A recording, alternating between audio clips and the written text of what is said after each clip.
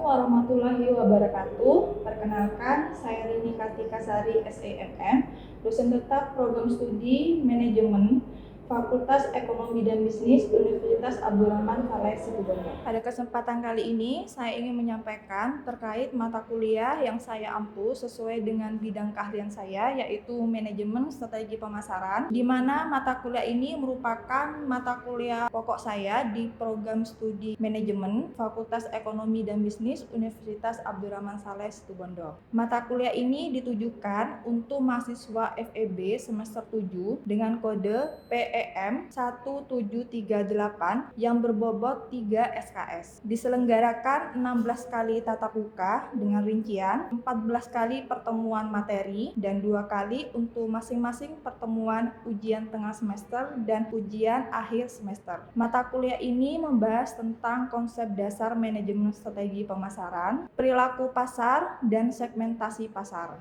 Tidak hanya itu, mata kuliah ini juga membahas tentang strategi dari bauran pemasaran, yaitu strategi merek, strategi distribusi, strategi penetapan harga, dan strategi promosi. Pada akhir mata kuliah, mahasiswa juga akan dibekali teknik atau cara untuk membuat proposal pengembangan produk pada UMKM di sekitar rumah mereka dengan tujuan agar UMKM tersebut dapat merebut peluang pasar baru dan meningkatkan volume penjualan. Adapun capaian pembelajaran lulusan atau CPL Prodi pada mata kuliah ini meliputi CPL 1, CPL 2, CPL 3, dan CPL 7 yang telah tertuang dalam RPS dan sudah divalidasi oleh Ketua Prodi dan Gugus Pengendali Mutu Prodi. Capaian pembelajaran mata kuliah yang diharapkan yaitu CPMK 1, mahasiswa mampu menjelaskan konsep dasar strategi pemasaran, menganalisis lingkungan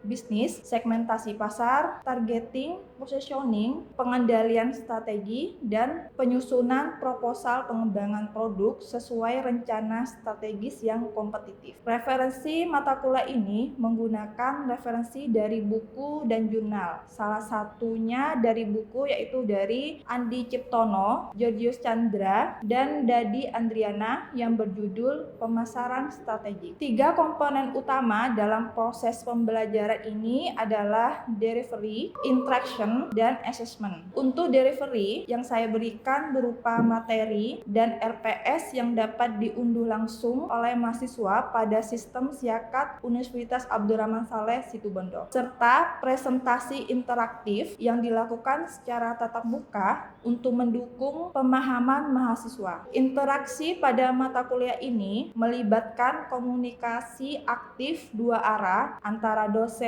dan mahasiswa berupa diskusi, tanya jawab, dan refleksi bersama. Assessment atau sistem penilaian pada mata kuliah ini meliputi asesmen informatif, asesmen formatif berupa penilaian kuis, tugas individu atau kelompok, serta penilaian sikap dan keterampilan sesuai RPS. Asesmen sumatif untuk penilaian akhir berupa UTS dan UAS. Baik, berikut ini video pembelajaran pada mata kuliah manajemen strategi pemasaran dengan materi pada pertemuan keempat, yaitu analisa perilaku pasar. Mari kita simak.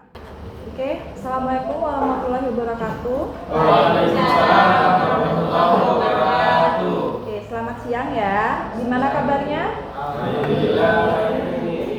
Oke, sekarang kita memasuki pertemuan yang keempat. Nah, pertemuan yang keempat itu kita akan membahas tentang analisa perilaku pasar. Sebelum kita memulai materi selanjutnya, kita akan membahas dulu materi sebelumnya, yaitu pertemuan kedua dan ketiga, yaitu waktu itu kita membahas tentang manajemen strategi pemasaran. Ada yang masih ingat apa itu pengertian dari manajemen strategi pemasaran? Iya. Namanya siapa? Kinan. Oh iya, Kinan. Silakan. Untuk strategi pemasaran itu merupakan bagian rencana untuk menjadikan konsumen menjadi bagian dari pelanggan kita. Iya. Dalam pengertian secara umum strategi itu adalah taktik ya, taktik yang dibuat untuk menembak target. Jadi strategi pemasaran itu adalah rencana untuk memaksimumkan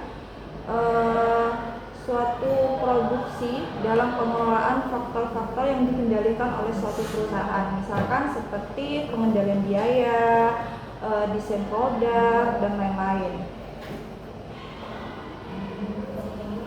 Nah, di dalam manajemen strategi pemasaran ada 3 komponen strategi pemasaran.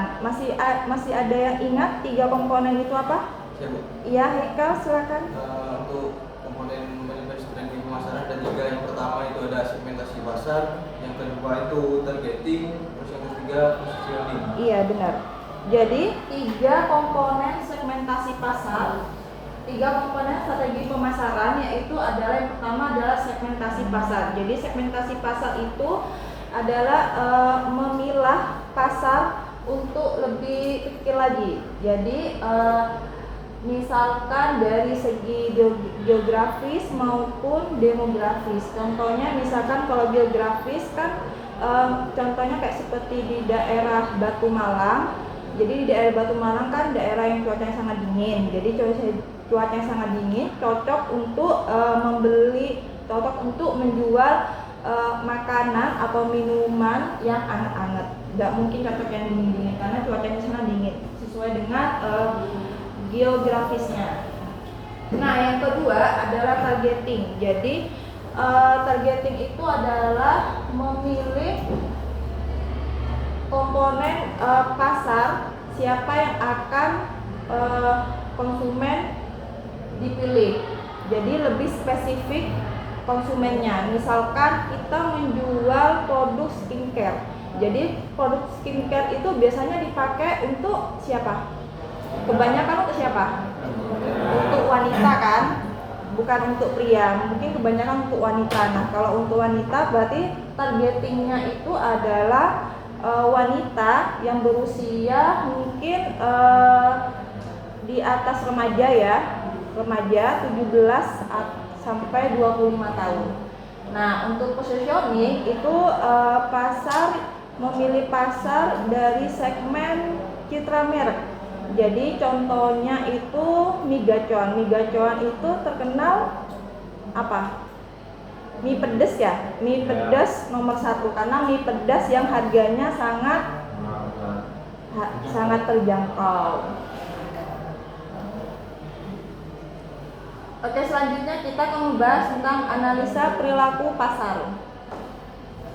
Di dalam analisa perilaku pasar, ini kita akan membahas tentang dasar-dasar perilaku konsumen. Yang kedua adalah riset dan strategi pasar. Yang individu atau kelompok dalam memilih atau membeli atau menggunakannya serta pengalaman untuk memenuhi kebutuhan spesifik mereka. Jadi konsumen itu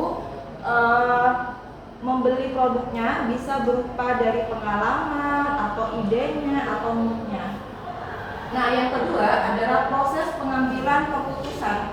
Jadi proses pengambilan keputusan di sini adalah ruang lingkup yang melibatkan analisis terhadap alasan mendasar mengapa konsumen itu memilih merek tertentu dan bagaimana faktor eksternal mempengaruhi keputusan pembelian mereka. Jadi faktor eksternalnya bisa dari pengalaman temannya. Misalkan kalian melihat temannya menggunakan produk skincare, kok cocok ya produk itu, jadi kalian bisa ikut-ikutan menggunakan produk skincare tersebut. Nah, yang ketiga adalah orientasi nilai. Nah, untuk orientasi nilai di sini adalah membantu perusahaan mengidentifikasi nilai apa yang dicari oleh konsumen. Jadi, apakah itu produknya bersifat fungsional atau produknya itu menggunakan status sosial. Status sosial itu misalkan produk seperti Hermes. Hermes itu kan barang yang sangat branded kan. Nah, itu barang-barang yang sangat mengandalkan status sosial kaum hawa. Jadi kalau sudah pakai Hermes itu sudah otomatis orang kaya. Nah, selanjutnya adalah faktor-faktor yang mempengaruhi perilaku budaya. Jadi faktor budaya ini adalah nilai-nilai dasar, persepsi, dan preferensi yang dipelajari seseorang dari keluarga serta lembaga sosial. Jadi faktor budaya ini contohnya misalkan di Bali itu kan terkenal tidak boleh ada sapi. Jadi otomatis mereka di sana itu karena agamanya Hindu, berarti tidak boleh menjual bakso sapi. Jadi menjualnya adalah bakso ayam. Jadi sesuai dengan budaya setempat. Nah, yang kedua adalah faktor sosial. Jadi faktor sosial ini adalah pengaruh dari kelompok referensi, keluarga, serta peran dan status sosial individu dalam masyarakat. Nah, kalau faktor sosial ini pengaruhnya dari kelompok. Misalkan kalian kelompok futsal, otomatis kan pengaruhnya dari merek sepatu futsal, semuanya serba kelompok yang di futsal itu. Nah, yang ketiga adalah faktor psikologi. Nah, faktor psikologi di sini adalah motivasi, persepsi, pembelajaran, serta keyakinan dan sikap yang mengarahkan keputusan pembelian. Jadi faktor psikologi ini termasuk faktor emosional yang ada di diri konsumen. Misalkan tergantung moodnya, misalkan pengen moodnya lagi senang, pengen beli es krim atau beli coklat gitu. Selanjutnya adalah model keputusan pembelian. Jadi model keputusan pembelian itu yang pertama adalah pengenalan masalah. Jadi untuk membeli suatu produk kita kenalkan dulu masalahnya apa. Yang pertama itu adalah proses di mana konsumen itu menyadari adanya kebutuhan atau masalah yang dipenuhi dalam pembelian produk. Misalkan kalian butuh apa? Misalkan sekarang tahun ajaran baru, berarti permasalahannya apa? Butuh buku, butuh peralatan tulis dan sebagainya. Nah, yang kedua adalah pencarian informasi. Ya. Pencarian informasi ini adalah tahapan di mana konsumen mencari referensi dari sumber internal maupun eksternal, bisa berupa referensi dari teman ataupun lewat HP di marketplace itu. Dan selanjutnya yang ketiga adalah evaluasi alternatif. Jadi evaluasi alternatif di sini adalah langkah sistematis dalam membandingkan atribut produk dan merek berdasarkan kriteria tertentu sebelum menetapkan keputusan pembelian. Jadi ini membandingkan merek. Jadi misalkan temannya membeli merek yang sama, jadi kalian menanyakan langsung kepada teman kalian yang sudah menggunakan produk tersebut, bagaimana setelah menggunakan produk tersebut. Jadi kalian bisa mengambil keputusan dari pengalaman seseorang tersebut. Selanjutnya kita akan membahas tentang riset dan strategi pasar. Nah, yaitu yang pertama adalah segmentasi pasar. Dan di segmentasi pasar di sini itu ada relevansi data. Jadi relevansi data ini adalah mengelompokkan konsumen berdasarkan kriteria demografisnya seperti usia atau pendapatan serta faktor psikologi seperti gaya hidup. Misalkan seperti gaya hidup, seperti kayak tadi gaya hidupnya status sosialnya kelas atas, berarti suka barang-barang branded. Nah, yang kedua adalah efisiensi sumber daya, yaitu fokus pada segmen pasar yang paling potensial untuk membantu perusahaan mengalokasikan anggaran pemasaran secara lebih tepat sasaran sehingga tidak mengalami pemborosan. Dan yang ketiga adalah adaptasi geografis. Jadi ini adalah penyelesaian produk strategis distribusi berdasarkan lokasi geografisnya. Jadi memang lokasi geografis ini penting untuk membuat suatu produk. Kayak sepertinya contoh yang tadi yang pertama, kalau di Batu berarti paling cocok untuk makanan atau minuman yang hangat.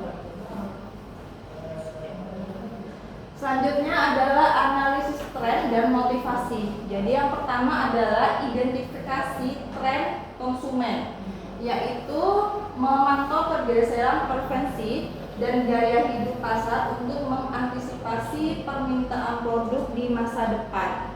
Dan yang kedua adalah pemahaman motivasi pembelian, yaitu menganalisis faktor psikologis dan emosional yang mendorong keputusan konsumen dalam memilih merek tertentu. Jadi konsumen itu dalam memilih merek tertentu itu biasanya tergantung sama psikologinya atau emosionalnya mereka. Dan yang terakhir adalah evaluasi dinamika pasar, yaitu menilai pengaruh faktor eksternal seperti teknologi dan ekonomi terhadap perubahan pasar. Jadi ini tergantung sama teknologi. Misalkan apa? Gadget. Gadget kan tiap tahun HP itu kan selalu tren. Jadi mengikuti teknologi. Selanjutnya adalah positioning dan diferensiasi. Yang pertama adalah penentuan posisi merek. Jadi penentuan posisi merek di sini adalah menetapkan citra produk yang unik di benak konsumen. Contohnya apa? Citra produk konsumen. Seperti merek Aqua. Jadi Aqua itu sangat terbenak di benak konsumen. Jadi kalau mau minum, kalau mau beli air, pasti orang menyebutnya beli Aqua, bukan beli air minum. Lalu yang kedua adalah identifikasi keunggulan kompetitif. Nah, ini adalah menonjolkan fitur produk atau layanan yang memberikan nilai lebih kepada target pasar yang spesifik. Ini biasanya kalau suatu brand itu biasanya ada kayak layanan tersendiri, kayak seperti susu balita itu pasti ada SPG-nya masing-masing. Jadi kalau misalkan konsumen yang baru ingin membeli pasti akan diarahkan kebutuhannya apa dan untuk usianya berapa. Nah, yang ketiga adalah strategi segmentasi target.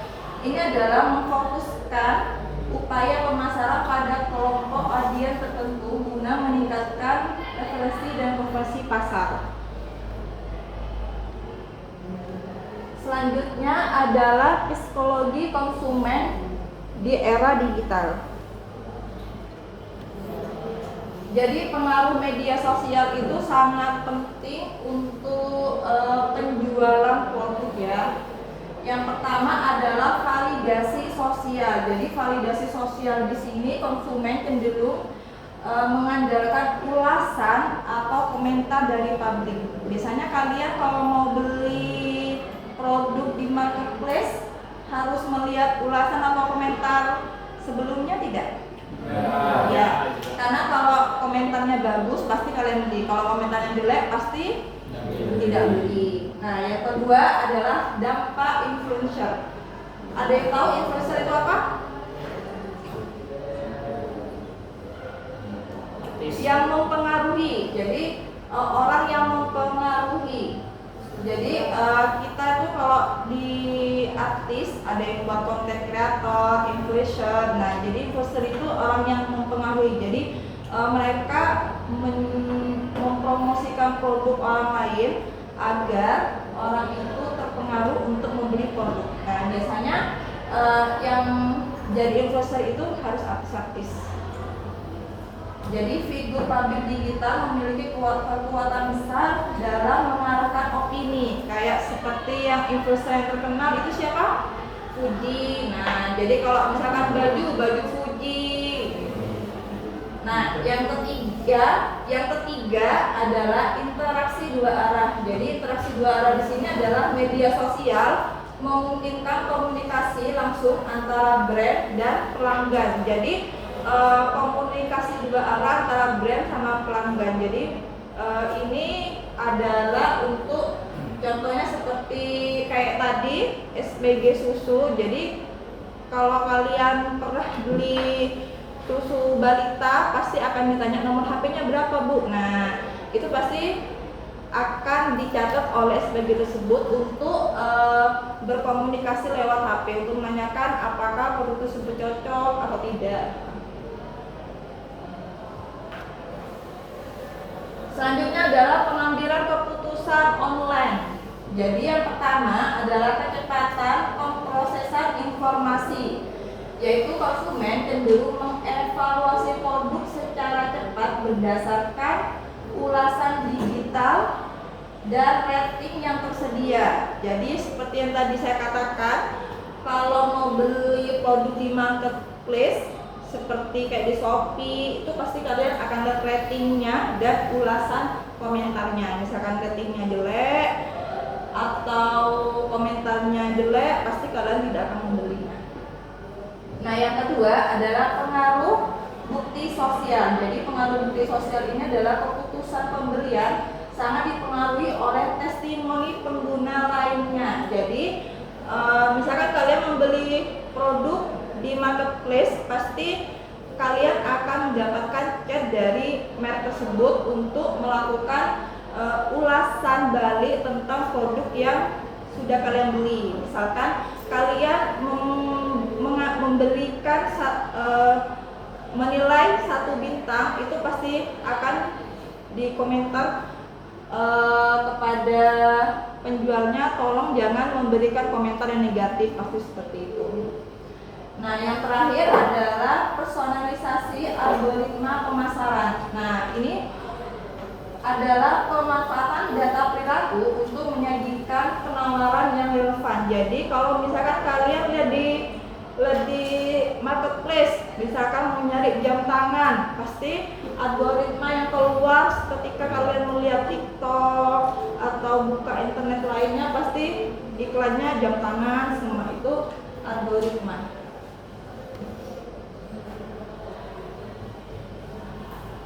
Baik, sampai sini materi keempat. Ada pertanyaan?